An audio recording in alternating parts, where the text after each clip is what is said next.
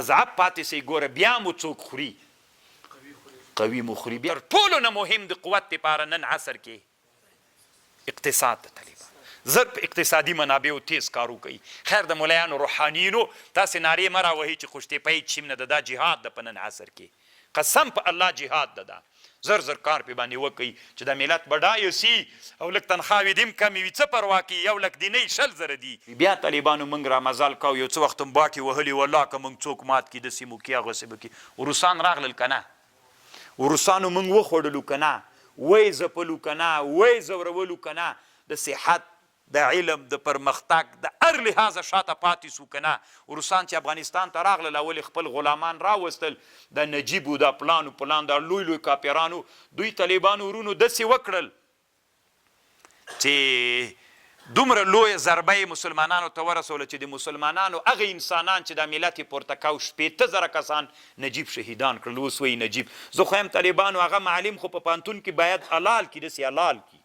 دی په هغه کمونیست معلم دی هلته تللی وي د هغه له قبر سره عکسونه راته اخیستي وي چې دا یو ملي هغه دی هم هغلته قبر سره داسې په تیره چاړه حلال کې په باندې نجیب داسې یو څوک هغه 15,000 انسانان د هلته طالبانو یو ځای د کابل کې په لګونونه ورته وایي 15,000 انسانان د افغانستان روحانیین او مربیان وژلي دي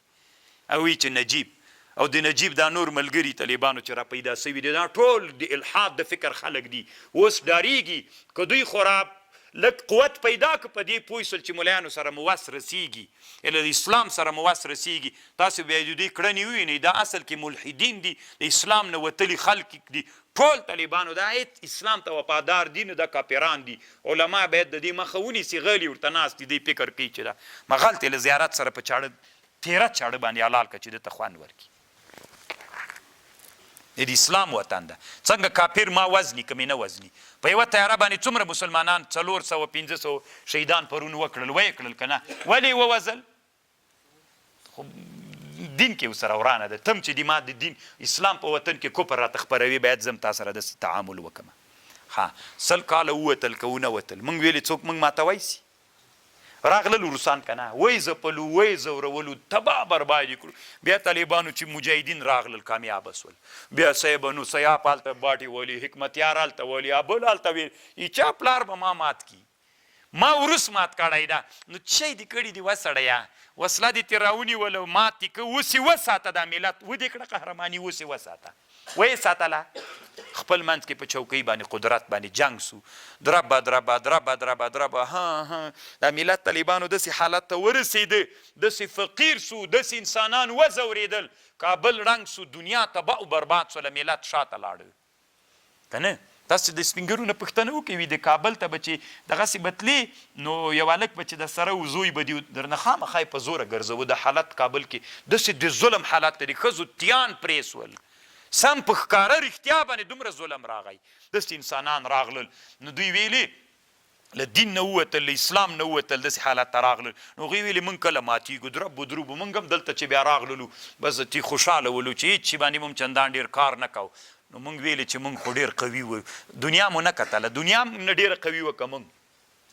بیا څوک راغلل موږ اضعف ولو که اقوا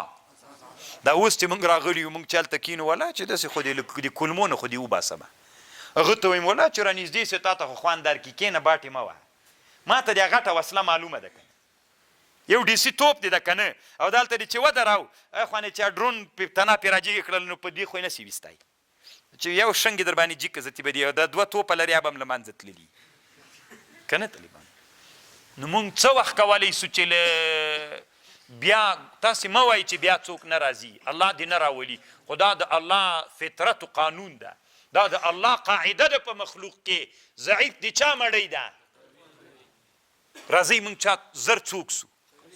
زر طالبانو اقتصاد زر بډایه کو خو تر ټولو نه مهم د قوت دپاره نن عصر کې اقتصاد د طالبان زر په اقتصادي منابعو تیز کار وکوي خیر د ملایانو روحانیینو تاسې نارې مه راوهئ چې خوشتېپۍ چیم نه د دا جهاد د په نن عصر کې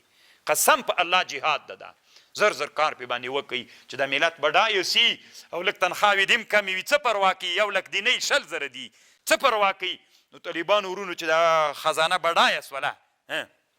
بیا په څوک سو قوي به سو نو چې قوي سو بیا طالبانو موږ سره بدماشي خوند کوي که نه. بیا طالبانو موږ له چا نه موزو، له عذابتوب نه. بیا چې هر څوک ځان داسې بلي چې تېروی سو، چې راسې موږ بېستونې کې نښتي یو، ستې بیا یې موږ له سرحدونو نه نسي راوښتلی. خو دا یاد ساتئ، دا د الله عز وجل په خپل مخلوق کې قاعده ده، الاضعف طعمة للاقوا. هر ضعیف دی قوي مړی د موږ ضعیفان یو قوي. تاسې نه پوښتنه کوم، زه تاسې فیصله وکئ. افغانستان ملت حکومت د وسلو له لحاظه نن د ټولو همسایګانو ته په نسبت باندې نوره کفري دنیا خو پرېږده، موږ اقوا یو که ضعیف؟ ضعیف یو. طالبان ډېر ضعیف یو. نو چې ضعیف سو بیا به د چا مړی ګرځي؟ ضعیف خو لا څه کوي، اضعاف یو. بیخي طالبانو صیغه د مبالغې ده، اضعاف یو. بیا به طالبانو موږ دا وري د چا ښکار یو. الله عز وجل دې په موږ رحم وکړي. الله عز وجل دې موږ ته تیز حرکت په دې را نصیب کړي چې موږ له چا نه وځو، له عذابتوب نه وځو، اقواتوب ته لاړ سو. که نه طالبانو که ژوندو او که موږ داسې حالت کې یو چې دا اوس د ذوب په حالت کې یو، تاسې بعیده مه بلئ طالبانو، موږ به د بل استعمار لاندې هم راسو. قسم ده راځو. که رانغلو طالبانو دا مجلس و دا قرآن دی تاسې، ځکه موږ نه غواړو چې موږ څوک سو، اقوا سو. او ډېره خبر په افغانستان کې د چا منل کېږي؟ د روحاني طبقې چې هغه علما دي. علما باید طالبانو دې باب ته زر توجه وکړي او ډېر تیز ګړندی حرکت وکړي. خیر د علما واده دي نه څه پروا کوي، یو واده دي.